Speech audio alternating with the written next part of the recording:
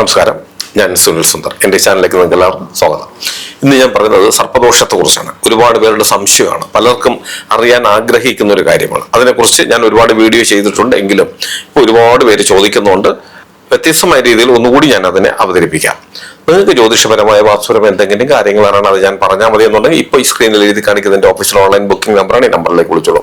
ഒന്ന് രണ്ട് ചെറിയ കാര്യങ്ങൾ ഉണ്ടാകും, അതനുസരിച്ചിട്ട് വേണം നിങ്ങളെ ബുക്ക് ചെയ്യാനായിട്ട്. അങ്ങനെ നിങ്ങൾ ബുക്ക് ചെയ്താൽ നിങ്ങൾ ചോദിക്കുന്ന ജ്യോതിഷപരമോ വാസ്തുപരമായ കാര്യത്തിന്റെ മറുപടി ഞാൻ നിങ്ങൾക്ക് തരാം. അത് കേട്ടിട്ട് നിങ്ങൾക്ക് എന്നെ തിരിച്ചു വിളിക്കുകയും ചെയ്യാം. ഇപ്പൊ നമുക്ക് ഇന്നത്തെ വിഷയത്തിലേക്ക് കടക്കാം. സർപ്പദോഷം ഒരു മനുഷ്യന്റെ ജീവിതത്തിൽ ഒരുപാട് തകർച്ചകൾ ഉണ്ടാക്കുന്ന, അല്ലെങ്കിൽ ജീവിതത്തിൽ നമുക്ക് ബുദ്ധിമുട്ടുകൾ ഉണ്ടാക്കുന്നത് സർപ്പദോഷം തന്നെയാണ്. പല ദോഷങ്ങളുണ്ട്, എങ്കിലും സർപ്പദോഷങ്ങളാണ്. സർപ്പദോഷം കൊണ്ട് വരുന്നത് ദാമ്പത്യ ജീവിതം പരാജയം, അതായത് വിവാഹം നടക്കാതിരിക്കാം, വിവാഹം നടന്നാലും താമസിക്കാം, എന്നാൽ വിവാഹം നടന്നാലും ദമ്പതിമാർ തമ്മിൽ മാനസിക ഐക്യമില്ലാതിരിക്കുക, കുട്ടികൾ ഉണ്ടാകാതിരിക്കുക, അഥവാ കുട്ടികൾ ഉണ്ടായാലും കുട്ടികൾക്ക് എന്തെങ്കിലും മാരകമായ അസുഖങ്ങളോ ദുസ്വഭാവങ്ങളോ വന്നിട്ട് അവരെ കൊണ്ട് മാതാപിതാക്കൾക്കെന്നും ദുഃഖിക്കാനുള്ള, അല്ലെങ്കിൽ സന്തതികളെ ഓർമ്മിച്ച് എന്നും വിഷമിക്കാനുള്ള സാധ്യതകൾ ഉണ്ടാകുക, ഡിപ്രഷൻ, അതുപോലുള്ള ബുദ്ധിമുട്ടുകൾ, അത് അലർജി സംബന്ധമായ അസുഖങ്ങൾ വരാനുള്ള സാധ്യതയും ത്വക്ക് രോഗങ്ങൾ വരാനുള്ള സാധ്യതയൊക്കെയാണ് ഈ സർപ്പദോഷം കൊണ്ട് വരുന്നത്.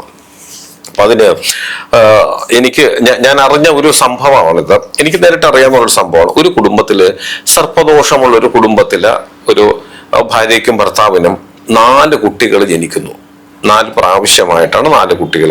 അതായത് ആദ്യത്തെ കുട്ടി ജനിച്ചപ്പോൾ തന്നെ ആ തലയുടെ ഭാഗത്ത്, കുട്ടിയുടെ തല വരുന്ന ഭാഗത്ത് എന്തോ ഒരു ചെറിയൊരു ആകൃതി പോലെയൊക്കെയുള്ള കൃത്യമായിട്ടുള്ള രൂപങ്ങളൊന്നും അതിനില്ലായിരുന്നു. പ്രസവത്തോടുകൂടി തന്നെ അത് മരിച്ചു. അങ്ങനെ 4 എണ്ണം മരിച്ചു കഴിഞ്ഞപ്പോ 4 കുട്ടികൾ ഇവർ പോയി ഒരു ജ്യോതിഷടുത്ത് പോയി നോക്കുമ്പോൾ ഇങ്ങനെ അവർ താമസിക്കുന്ന ഭൂമി സംബന്ധമായിട്ട്, കുടുംബ സംബന്ധമായിട്ട് സർപ്പദോഷം ഉണ്ടെന്ന് മനസ്സിലാകുകയും അത് പരിഹരിച്ചതിന് ശേഷം 5ാമത് അവർക്കൊരു കുട്ടി ജനിച്ചു, പെൺകുട്ടി. ഒരു അംഗവൈകല്യമോ ഒരു ബുദ്ധിമുട്ടും ഇല്ലാതെ കുട്ടി ജനിക്കുകയും ഒരാഴ്ച മുമ്പാണ് ഈ സംഭവം അറിയാവുന്ന ഒരാള് എന്നോട് പറയുന്നത്, ആ കുട്ടി വർഷങ്ങളായി, ആ കുട്ടിക്ക് എൻ്റെ അടുത്ത് പറയുന്ന ആ ദിവസം കഴിഞ്ഞ് ഒരു അരമാസം കഴിയുമ്പോഴത്തേക്ക് കുട്ടിക്ക് വിവാഹം കഴിക്കാനുള്ള പ്രായമായി, വിവാഹത്തിലേക്ക് കടക്കുന്നു. ഒരു അത്ഭുതമായിട്ടാണ് എനിക്ക് തോന്നിയത്. സർപ്പദോഷം ഉള്ള ഒരു കുടുംബത്തില് 4 കുട്ടികൾ ജനിച്ചിട്ടും 4ഉം തലയുടെ ഭാഗത്ത് ഒരു വ്യക്തതയും ഇല്ലാത്ത വിധത്തിലാണ് കുട്ടികൾ ജനിക്കുമ്പോഴത് മരിച്ചുപോയി 4 പേരും. പക്ഷേ ഈ സർപ്പദോഷം ഉണ്ടെന്ന് പറഞ്ഞാൽ അത് പരിഹരിച്ചതിന് ശേഷം ആ കുട്ടി ഉണ്ടാകുക, ആ കുട്ടിക്ക് ഇപ്പോൾ വിവാഹ പ്രായത്തിൽ എത്തുകയും വിവാഹം നടക്കുകയും ചെയ്യുന്നുണ്ടെന്നുള്ളതാണ്. അപ്പം സർപ്പദോഷമുണ്ടെന്നും അത് പരിഹരിച്ചപ്പോൾ ആ ദോഷങ്ങൾ മാറിക്കിട്ടി, അവർക്ക് ആഗ്രഹിച്ചതുപോലെ ഒരു സന്തതിയെ കിട്ടുകയും ചെയ്തു. അപ്പൊ സർപ്പദോഷം ഉള്ളത് കൊണ്ടാണല്ലോ. ഇനി ഞാൻ പരിഹരിച്ചൊരു സംഭവം ഞാൻ പറഞ്ഞുതരാം. ഞാൻ ഒരുപാട് പരിഹരിച്ചിട്ടുണ്ട്, എങ്കിലും എനിക്ക് വ്യത്യസ്തമായി തോന്നിയത്, ഒരു ഭാര്യയും ഭർത്താവും എൻ്റെ അടുത്ത് വരികയാണ്. വന്നപ്പോൾ അവർക്ക് അറിയേണ്ടുന്നൊരു കാര്യം, അവർക്ക് എപ്പോ ഒരു സന്ധ്യയ്ക്ക് ശേഷം ബൈക്കിൽ യാത്ര ചെയ്യുമ്പോൾ പാമ്പ് ഇങ്ങനെ അവരുടെ കുറേ ചാടുകയും പെട്ടെന്ന് അവർ ബ്രേക്ക് ചവിട്ടും. പാമ്പ് ചാടുന്നു എന്ന് പറയുമ്പോൾ പെട്ടെന്ന് ബ്രേക്ക് ചവിട്ടുമ്പോൾ വീണ് എന്നും പരിക്കേൽക്കുന്നു. പക്ഷെ ഒരു പാമ്പിനെ പുറത്തൂടെ കയറി ഇറങ്ങിയതായിട്ടോ അത് പാമ്പ് ചത്തുപോയതായിട്ടോ ഇവർക്ക് അറിയില്ല. അങ്ങനെ ഒരുപാട് ആക്സിഡന്റുകൾ ആയതിനു ശേഷമാണ് ഒരു ദിവസം ഇവർ എന്നെ കാണാൻ വരുന്നത്. എന്നെ കാണാൻ വരുമ്പോഴും അദ്ദേഹം കാലിൽ പ്ലാസ്റ്റർ ഇട്ടിരിക്കുകയാണ്. ഒരു അപകടം കിട്ടിയിട്ടാണ് വരുന്നത്. നോക്കുമ്പോൾ അതും സർപ്പദോഷമാണ്. അവര് നേരത്തെ അറിഞ്ഞതാണ് സർപ്പദോഷം ഉള്ളത്, പക്ഷെ അവര് പരിഹരിക്കാനൊന്നും പോയില്ല. 1000 നാളുകളിൽ ചെറിയ എന്തോ ക്ഷേത്രത്തിലേക്ക് പോയി വഴിപാടുകൾ മാത്രം നടത്തിപ്പോയി എന്നുള്ളതാണ്.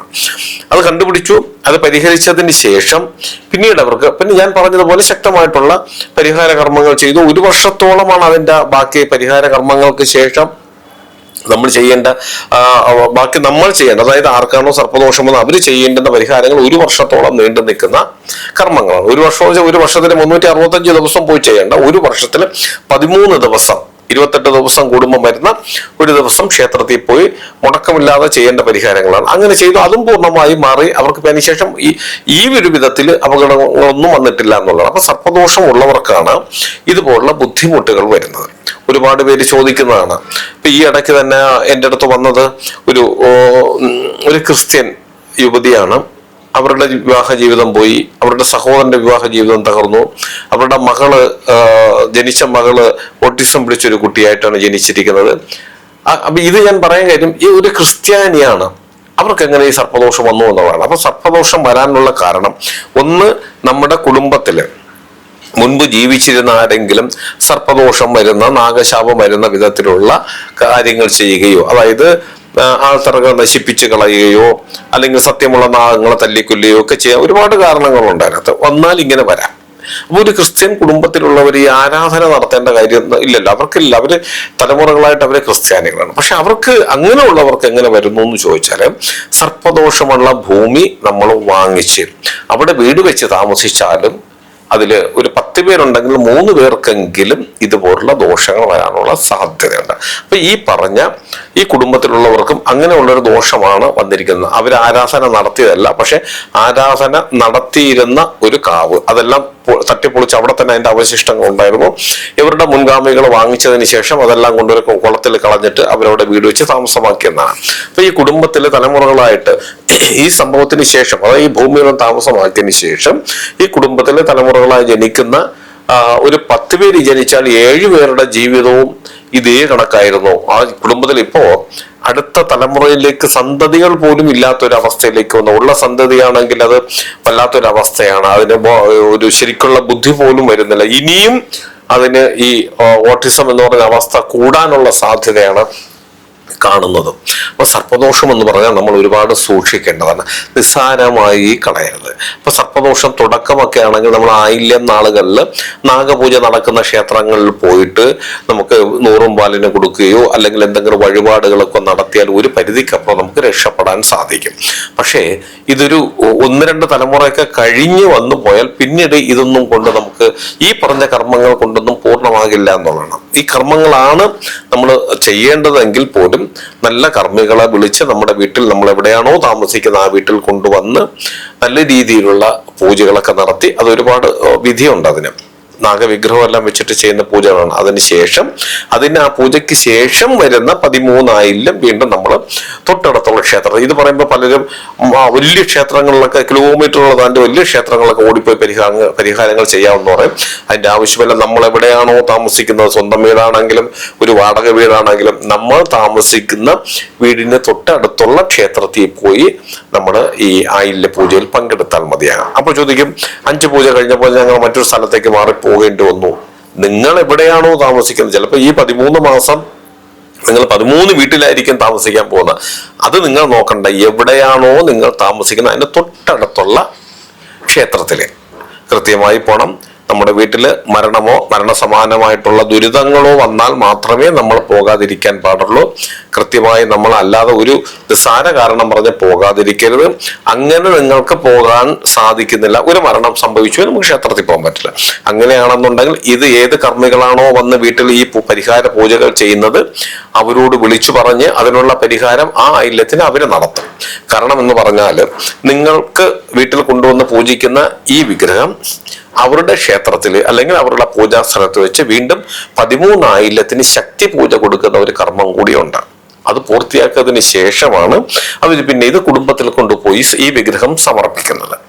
അപ്പൊ അങ്ങനെ വരുമ്പോ ഈ നിങ്ങൾക്ക് ചെയ്യാൻ പറ്റുന്ന പൂജ ചെയ്യിപ്പിച്ചവർക്ക് ആയില്യ പൂജയിൽ പങ്കെടുക്കാൻ പറ്റാത്ത വിധത്തിലുള്ള തുടക്കമോ കാര്യങ്ങളോ വന്നു പോയാൽ തീർച്ചയായിട്ടും പിന്നെ പോയി ചെയ്യാൻ പറ്റുന്ന ഒരേ ഒരു ആൾക്കാരെന്ന് പറഞ്ഞാൽ ഈ പൂജ ചെയ്ത കർമ്മികളാണ്. അവരോട് പറയുക. ഇല്ലാതെ നമ്മൾ ക്ഷേത്രത്തിൽ വിളിച്ചു പറഞ്ഞ് നമുക്ക് പോകാൻ പറ്റില്ല.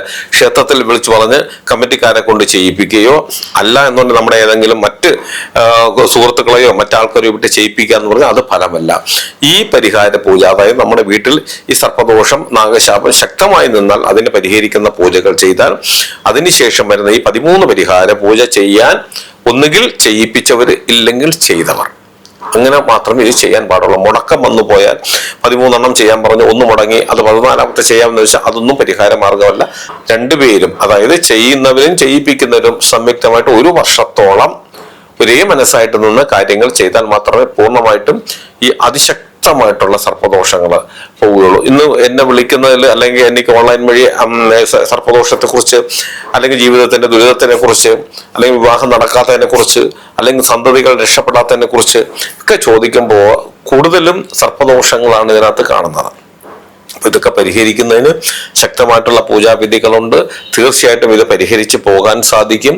നമുക്ക് വിശ്വസിക്കാൻ പറ്റാത്ത വിധത്തിലുള്ള പലവിധ ദുരിതങ്ങളാണ് നമുക്ക് ഈ സർപ്പദോഷങ്ങൾ കൊണ്ടുവരുന്നത്. അതും കൂടി നമ്മളൊന്ന് മനസ്സിലാക്കി മുന്നോട്ട് പോകുക. തീർച്ചയായിട്ടും നിങ്ങൾക്ക് സർപ്പദോഷം എന്ന് പറയുന്ന മനുഷ്യ ജീവിതത്തിന് ഏറ്റവും ദുഷ്കരമായിട്ടുള്ള ഒരു അവസ്ഥയാണ്. ആ അവസ്ഥയിൽ നിന്നും രക്ഷപ്പെടാൻ ഒരുപാട് മാർഗങ്ങളുണ്ട്. നല്ല നല്ല കർമ്മികളെ കണ്ട് കൃത്യമായിട്ട് ഒരു ദിവസമല്ല, ഒരു വർഷത്തോളം നീണ്ടു നിൽക്കുന്ന പരിഹാര കർമ്മങ്ങൾ കൂടി പൂർണ്ണമായും ഇത് പരിഹരിച്ച് മുന്നോട്ട് പോകുവാൻ സാധിക്കും. വിശദമായിട്ട് ഞാൻ ചെയ്തിട്ടുള്ള ഒരുപാട് വീഡിയോ എൻ്റെ ചാനൽ കയറിയാൽ നിങ്ങൾക്ക് കാണാൻ പറ്റും. സർപ്പദോഷവും അതിന്റെ പരിഹാരങ്ങളും അതെങ്ങനെ വരുന്നു എന്നുള്ളതിനെ കുറിച്ചെല്ലാം വിശദമായിട്ട് ഞാൻ ഇതിനകത്ത് എൻ്റെ ചാനലിൽ പറഞ്ഞിട്ടുണ്ട്. നിങ്ങൾക്ക് അതിനകത്ത് കയറി കാണാം. ഞാൻ ഈ പറഞ്ഞ കാര്യം നിങ്ങൾക്ക് എല്ലാവർക്കും ഉപകാരപ്രദമാകട്ടെ. നിങ്ങൾക്ക് ജ്യോതിഷപരമായ വാസ്തുപരമായ എന്തെങ്കിലും കാര്യങ്ങൾ അറിയണത് ഞാൻ പറഞ്ഞാൽ മതി എന്നുണ്ടെങ്കിൽ ഇപ്പോൾ ഈ സ്ക്രീനിൽ എഴുതി കാണിക്കുന്ന എൻ്റെ ഓഫീസിലെ ഓൺലൈൻ ബുക്കിംഗ് നമ്പറാണ്. ഈ നമ്പറിലേക്ക് വിളിച്ചു 1-2 ചെറിയ കാര്യങ്ങളുണ്ട്, അതനുസരിച്ച് നിങ്ങൾ ബുക്ക് ചെയ്യണം. അങ്ങനെ നിങ്ങൾ ബുക്ക് ചെയ്താൽ നിങ്ങൾ ചോദിക്കുന്ന ജ്യോതിഷപരമോ വാസ്തുപരമോ കാര്യത്തിന്റെ മറുപടി ഞാൻ നിങ്ങൾക്ക് തരാം. അത് കേട്ടിട്ട് നിങ്ങൾക്ക് എന്നെ തിരിച്ചു വിളിക്കുകയും ചെയ്യാം. നിങ്ങൾക്ക് നിങ്ങളുടെ വീടിനോ നിങ്ങളുടെ ഭൂമിക്കോ ഭൂമി ദോഷമോ വാസ്തുദോഷമോ മറ്റെന്തെങ്കിലും പ്രേതബാധ ദോഷങ്ങൾ പോലുള്ള ദോഷങ്ങൾ എന്തെങ്കിലും ഉണ്ട്, അത് ഞാൻ അവിടെ വന്ന് നേരിട്ട് കണ്ട് പരിശോധിച്ച് പരിഹരിക്കണമെന്നുണ്ടെങ്കിൽ നിങ്ങൾ ഈ നമ്പറിലാണ് വിളിക്കേണ്ട. അതിന് ഏത് ജില്ലയിലാണ്, മറ്റൊരു സ്റ്റേറ്റിലാണെങ്കിലും സമയക്രമം അനുസരിച്ച് ഞാൻ അവിടെ വന്ന് കണ്ട് അതിനുള്ള പരിഹാര മാർഗങ്ങളും ഞാൻ ചെയ്തു തരാം. എന്നെ നേരിട്ട് കാണാൻ ഒരുപാട് പേര് വരുന്നുണ്ട്. വരേണ്ടത് തിരുവനന്തപുരം ജില്ലയിലാണ്. അവിടെ വരുന്നവർ ഈ നമ്പർ വിളിച്ച് ബുക്ക് ചെയ്തതിന് ശേഷം മാത്രം വരാൻ ശ്രമിക്കുക. ഇതെന്റെ ഓഫീസിലെ ഓൺലൈൻ ബുക്കിംഗ് നമ്പറാണ്.